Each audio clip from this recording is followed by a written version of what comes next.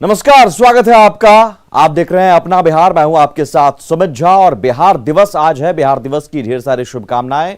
और बिहार दिवस पर हम आपको बता रहे हैं कि बिहार कितना बदला है, बिहार का सफर कैसा रहा।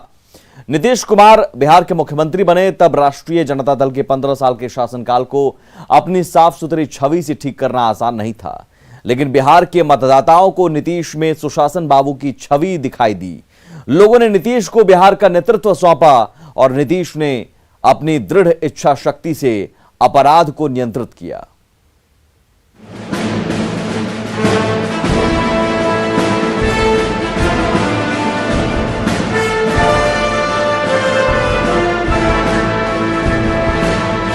चौबीस नवंबर 2005 नीतीश कुमार ने बिहार के मुख्यमंत्री के रूप में शपथ ली। सत्ता संभालने के बाद नीतीश कुमार के सामने सबसे बड़ी चुनौती कानून व्यवस्था को दुरुस्त करने की थी। तो इसी बिहार में 35 ऑर्गेनाइज्ड गैंग थे जो ऑर्गेनाइज्ड तरीके से क्राइम करते थे। 1990 से लेकर 2005 तक बिहार में अपराध का बोलबाला था। हत्या, लूट और डकैती के मामले बढ़ते ही जा रहे थे। अपहरण एक उद्योग का रूप ले चुका था। बड़े नरसंहारों ने बिहार के दामन को लहूलुहान कर दिया था। हालात इतने बदतर हो चुके थे कि व्यवसायियों ने बिहार से पलायन करना शुरू कर दिया। इस कठिन दौर में बिहार के लोगों ने परिवर्तन की ठानी और नवंबर 2005 में नीतीश कुमार दूसरी बार बिहार के मुख्यमंत्री बने। सीएम की कुर्सी संभालते ही नीतीश कुमार ने साफ कर दिया कि अब बिहार में कानून का शासन होगा, पुलिस के काम में राजनीतिक हस्तक्षेप नहीं होगा और संगठित अपराध पर लगाम लगाई जाएगी। और उस समय जो उनके द्वारा लगभग हर महीने समीक्षा भी की जाती थी गृह विभाग की।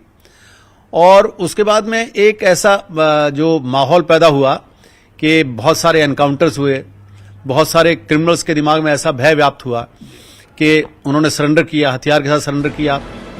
1990 से 2005 के दौर में बिहार पुलिस के पास ना तो पर्याप्त संख्या में गाड़ियां थीं, ना अत्याधुनिक हथियार थे और ना दूसरे संसाधन। पुलिस वालों का मनोबल पूरी तरह से गिर चुका था। उस समय राज्य में कांस्टेबलों की भारी कमी थी। सत्ता संभालते ही नीतीश सरकार ने पहला प्रयोग किया। तत्कालीन एडीजी हेडक्वार्टर अभयानंद की सोच से बिहार में सैप का गठन हुआ। रिटायर्ड सेना के जवानों को सैप में शामिल किया गया और अपराधियों को चिन्हित कर कार्रवाई शुरू हुई। तो ये आइडिया मुझे फ्लैश में मिला था कि इसको यूज किया जा सकता है और डिस्कस किया गया इसके लीगैलिटी एंड लॉजिस्टिक्स को, तो पाया गया कि ये फिजिबल है। यही वो दौर था जब अपराधियों को उनके अंजाम तक पहुंचाने के लिए राज्य में फास्ट ट्रैक कोर्ट का गठन हुआ और स्पीडी ट्रायल कराकर अपराधियों को जेल भेजा जाने लगा, जिससे अपराधियों के मन में कानून का डर बैठ गया।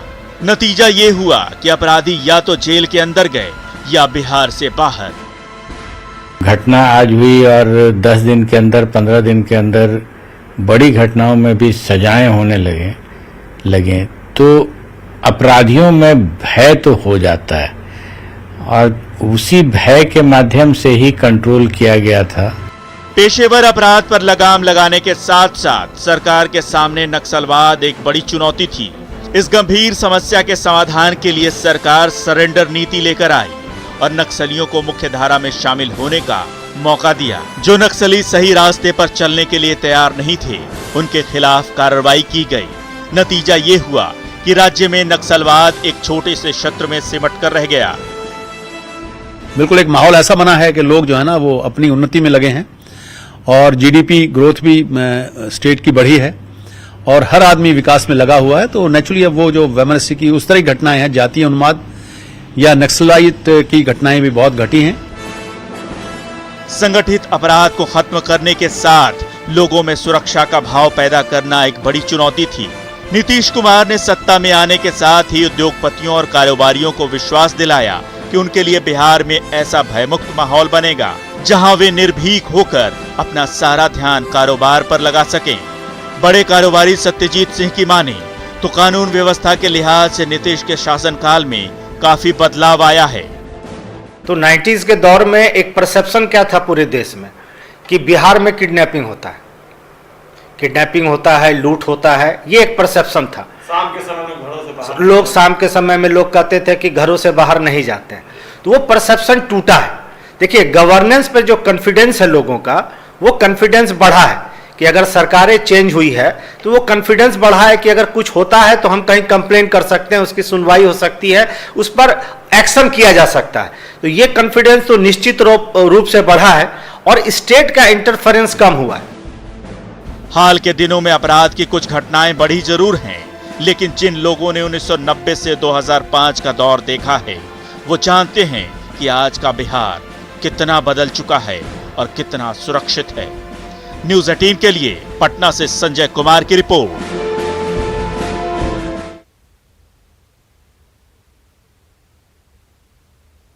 तो जाहिर है बिहार ने सफर जो तय किया है, उस सफर में बहुत सारी चुनौतियां थी और उन चुनौतियों का सामना किया बिहार ने, और नीतीश कुमार के नेतृत्व में उन चुनौतियों का सामना करते हुए आज बिहार जिस मकाम पर है और यहां से आगे जो बिहार बढ़ रहा है वो विकास के रास्ते पर है, तरक्की की राह पर।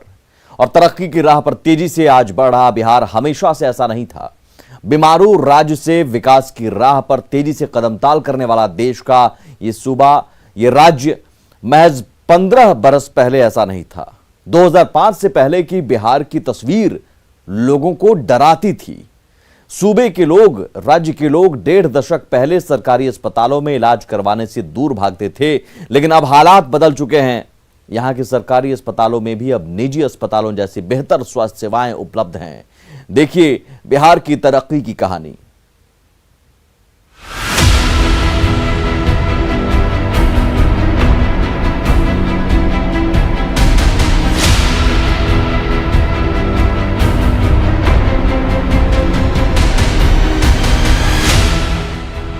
बदहाल सड़कें, लचर कानून व्यवस्था,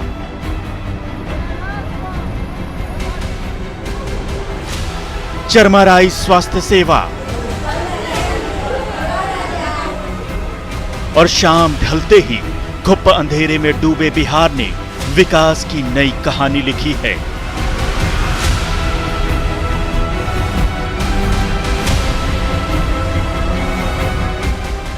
लेकिन बीमारू राज्य से विकास की राह पर सरपट दौड़ने वाला राज्य बनने में बिहार को 15 बरस लग गए। लालू राबड़ी के दौर में लंगड़ा कर चलती लचर व्यवस्था ने आज सुशासन और सेवा की जो तस्वीर पेश की है, वो अपने आप में एक नजीर है। चाहे कानून व्यवस्था की बात हो या स्वास्थ्य सेवाओं की, सड़कों का जाल हो या बिजली की चमचमाती रोशनी की, विकास के हर पैमाने पर बिहार ने नए पैमाने तय किए हैं। विकास के हर पैमाने पर बिहार ने नई कहानी लिखी है।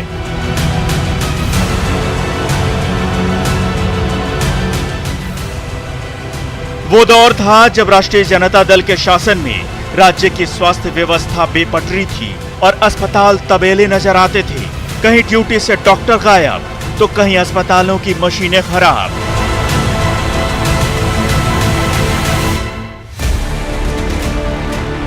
लेकिन वक्त बदला और राज्य में नई सत्ता आई। 2005 में निजाम बदलते ही शासन के इंतजाम बदल गए। नीतीश कुमार की सरकार ने स्वास्थ्य के क्षेत्र में पीएचसी से लेकर मेडिकल कॉलेजों की तकदीर बदल दी।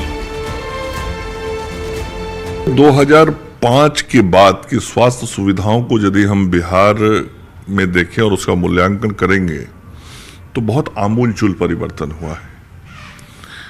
2005 के पूर्व बिहार की स्वास्थ्य सेवाओं की हालत बहुत ही खराब थी, चाहे वो प्राथमिक स्वास्थ्य केंद्र हो, अतिरिक्त प्राथमिक स्वास्थ्य केंद्र हो या राज्य का सबसे बड़ा अस्पताल पीएमसीएच हो। सभी जगहों पे मरीज जाने से डरते थे और उसके कारण जो राज्य के अस्पतालों में लोगों के इलाज कराने का आंकड़ा था वो बहुत कम था। 2005 के पहले राज्य के पीएचसी में जहां औसतन प्रति माह 39 मरीज जाते थे, वहीं आज की तारीख में राज्य में प्रति पीएससी औसतन 10,000 से अधिक मरीज प्रति माह जाते हैं। ये आंकड़ा इस बात का गवाह है कि किस प्रकार से जनता का विश्वास और भरोसा हमारे प्राथमिक स्वास्थ्य केंद्र तक के अस्पतालों पर बढ़ा है। स्वास्थ्य मंत्री के इस भरोसे के पीछे राज्य सरकार की 15 सालों की मेहनत है। स्वास्थ्य मंत्री मंगल पांडे भी मानते हैं कि नीतीश कुमार की सरकार ने बिहार की स्वास्थ्य व्यवस्था में क्रांति लाने का काम किया है और अब सरकारी अस्पतालों में मरीजों के आंकड़ों में तिगुना वृद्धि भी हुई है। स्वास्थ्य मंत्री की माने तो राज्य में अब ना तो अस्पतालों की कमी है, ना ही डॉक्टरों की और ना ही स्वास्थ्य कर्मियों की, क्योंकि जो भी खाली पद हैं उसे लगातार भरा जा रहा है। राज्य सरकार ने स्वास्थ्य सेवाओं पर किस कदर ध्यान दिया है, ये इसके बजट से ही पता चलता है। इमरजेंसी के मरीजों को सुविधाएं दी जाती हैं 100 बेड का।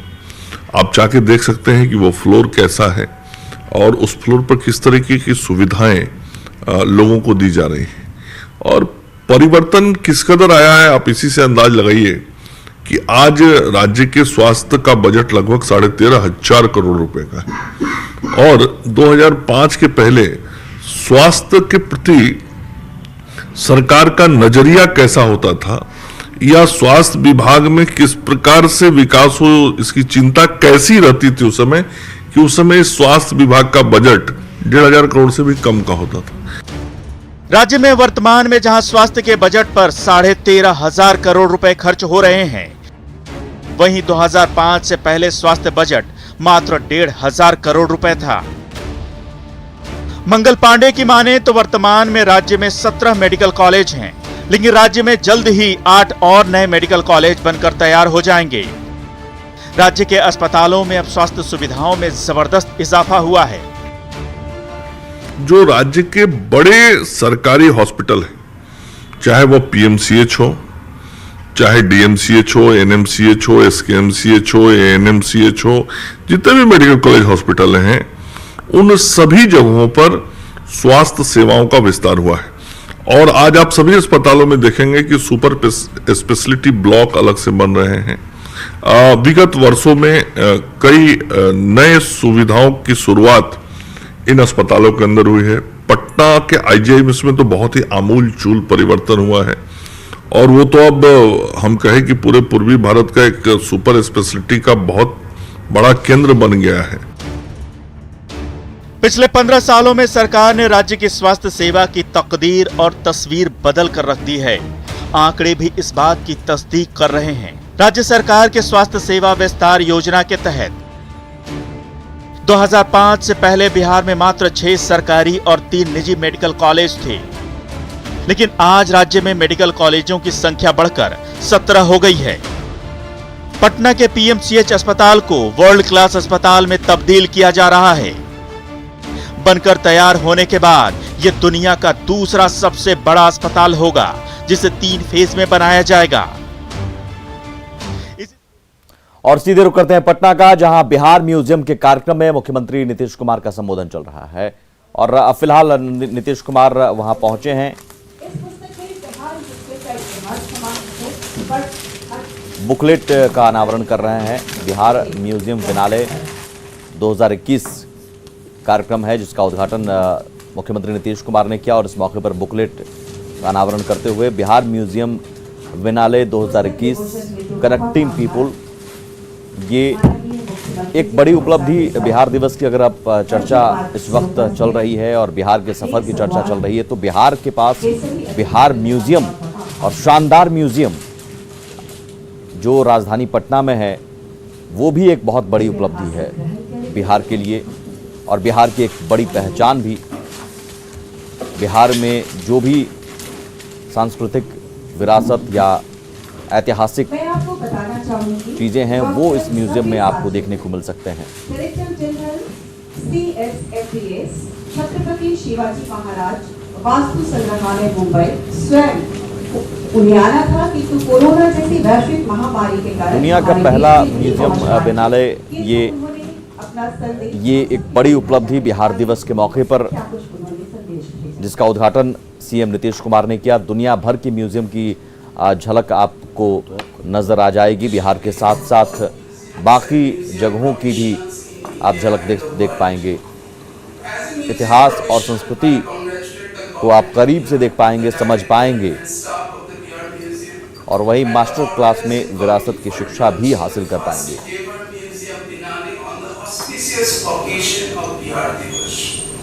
The word Bihar derives from the Sanskrit and Pali word Biharas, meaning abode. In Buddhist context, monastery. A land can more appropriately be described as an abode of knowledge, Gyan Bhumi. It was the land where Buddha got enlightenment. Ashoka the Great propagated humanism and morality through his Dhamma, and Gandhi found new meaning in life. The ancient university Nalanda once attracted students from all over the world. This is Bihar, which encourages people to invest in humanities and culture for greater dividend. The Bihar Museum is one of the few examples that highlight the commitment of the government of Bihar to art, education and culture.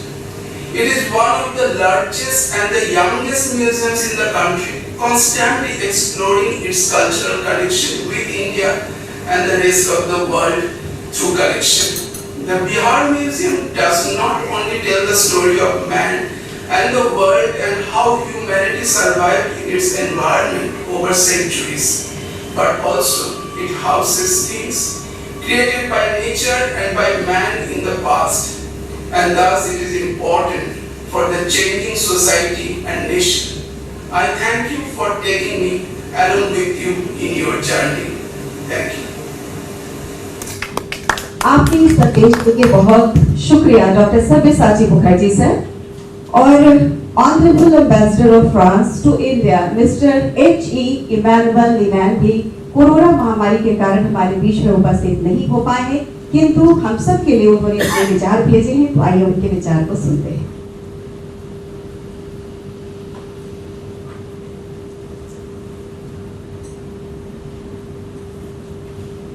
Good afternoon. I'm delighted to be with you for this virtual opening of the Bihar Museum Biennale. Of course, like all of you, I'm a bit sad that we, given the exceptional circumstances, we couldn't do it in person. I was really looking forward to discover this wonderful region state of Bihar, which is the heart of India, heart of culture, heart of Buddhism, of plenty of amazing things. And I'm sure that the museum really reflects this richness, depth of history, of beauty in Bihar.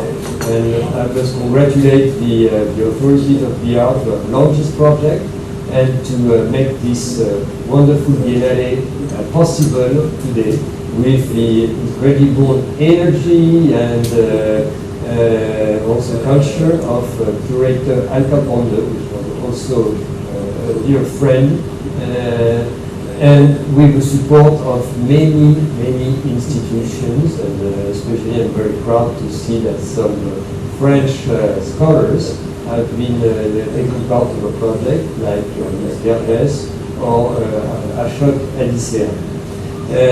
Museums are really important.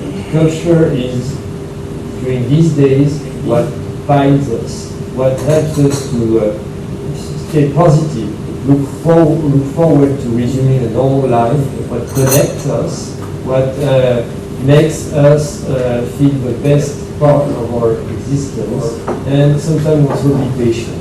So congratulations to the organizer, congratulations to all the museums which have done great efforts to make their collections, to make their funds, make their studies, and make their expertise available to a large audience during this COVID period, using the most performing, the most modern digital technology. This is amazing, and I must say every day we meet people who wouldn't have gone to the museum, but who have discovered this museum and this collection. in his great effort. And I know that the museum in VR Museum has invested a lot in this technology, and I'm really, I feel really grateful for that. I'm really happy and very impatient to discover. So I wish the museum great future, and I wish all of us a wonderful Biennale. And this will be a moment of sharing, of joy, and we really need that. Thank you very much. Well, Honorable Ambassador of France to India, for enlightening us with your kind thoughts. बहुत बहुत धन्यवाद। और अब मैं अनुरोध करती हूँ माननीय मंत्री कला संस्कृति एवं युवा विभाग बिहार सरकार श्री आलोक रंजन जी से कि अपने मुखारबिन से हम सबको उद्बोधित करने की कृपा करेंगे।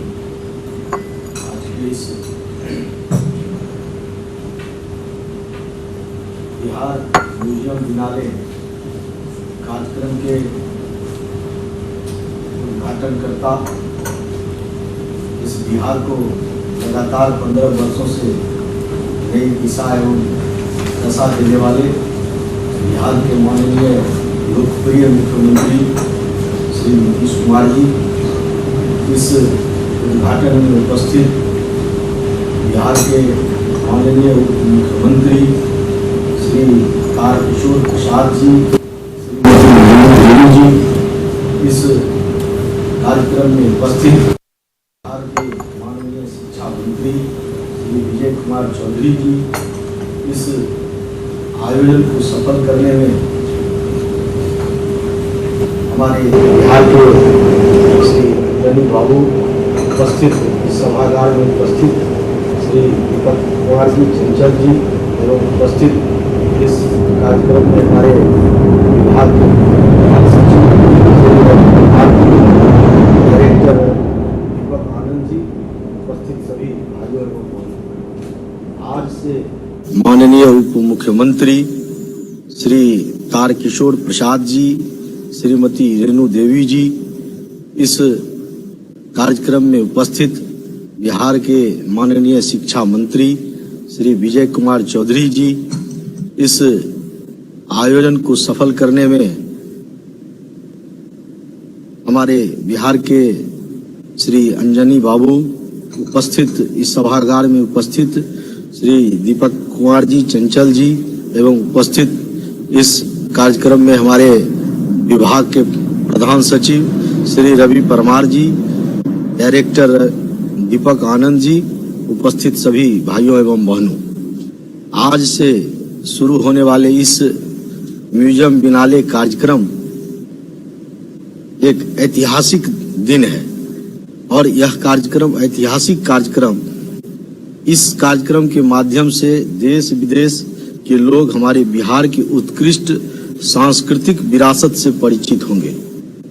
मैं इस अवसर पर अपने माननीय मुख्यमंत्री जी, माननीय उप मुख्यमंत्री जी एवं उपस्थित माननीय मंत्री जी का हार्दिक अभिनंदन करता हूं, स्वागत करता हूं और एवं उनको बधाई देता हूं कि आपके नेतृत्व में यह सफल कार्यक्रम हो रहा है।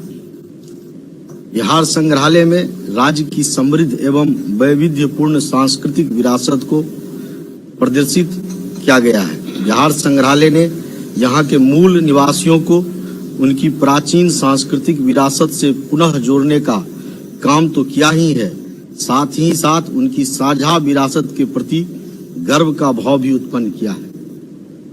राज्य की सांस्कृतिक विरासत का व्यापक रूप से प्रचार प्रसार करने के लिए बिहार संग्रहालय के माध्यम से संग्रहालय के द्वारा म्यूजियम बिनाले 2021 आयोजन की एक अनूठा प्रयास किया गया है। इस बिनाले के आयोजन का मुख्य उद्देश्य है कि देश के यदि प्रमुख संग्रहालयों के इतिहास एवं कलाकृतियों को एक प्लेटफॉर्म पर लाया जाए। देश और दुनिया के लोग भारत के संग्रहालयों एवं उसमें उपलब्ध कलाकृतियों से अवगत हो सके। कोरोना महामारी को ध्यान में रखते हुए म्यूजियम बिनाले का आयोजन वर्चुअल रूप से किया जा रहा है। इस आयोजन के मुख्य कार्यक्रम में 2 दिवसीय अंतर्राष्ट्रीय सम्मेलन का आयोजन दिनांक 23 एवं 24 मार्च 2021 को किया जाएगा। साथ ही दिनांक 25 से 28 तक मास्टर क्लासेस का आयोजन भी वर्चुअल रूप में किया जाएगा, जिसे आम जनता एवं दर्शक तक बैठे ही इसका लाभ उठा सकेंगे। जो दर्शक संग्रहालय में भ्रमण करने आ रहे हैं उनके लिए आयोजन का प्रसारण किया जाएगा। दर्शक निर्धारित कक्ष में बैठकर इसका लाभ उठा सकेंगे। इस आयोजन में देश के प्रमुख संग्रहालय जैसे छत्रपति शिवाजी महाराज वास्तु संग्रहालय Mumbai, national gallery of modern art Delhi, modern art gallery Bangalore, राष्ट्रीय मानव संग्रहालय भोपाल आदि भाग ले रहे हैं। इसके अतिरिक्त Germany, France, Italy, Spain, Singapore, दक्षिण अफ्रीका आदि देश भी शोध सम्मेलन में भाग ले रहे हैं। सम्मेलन में कोविड महामारी ने संग्रहालय संस्कृति को किस तरह से प्रभावित किया है, इस पर भी विमर्श किया जाएगा। बिहार संग्रहालय ने दृश्य श्रव्य प्रस्तुतिकरण की आधुनिकतम तकनीकों को शामिल करके विश्व स्तरीय संग्रहालय की आवश्यकता को पूरा किया। इस नए संग्रहालय का लक्ष्य इस क्षेत्र की समृद्ध एवं वैविध्यपूर्ण सांस्कृतिक विरासत को प्रदर्शित करना है।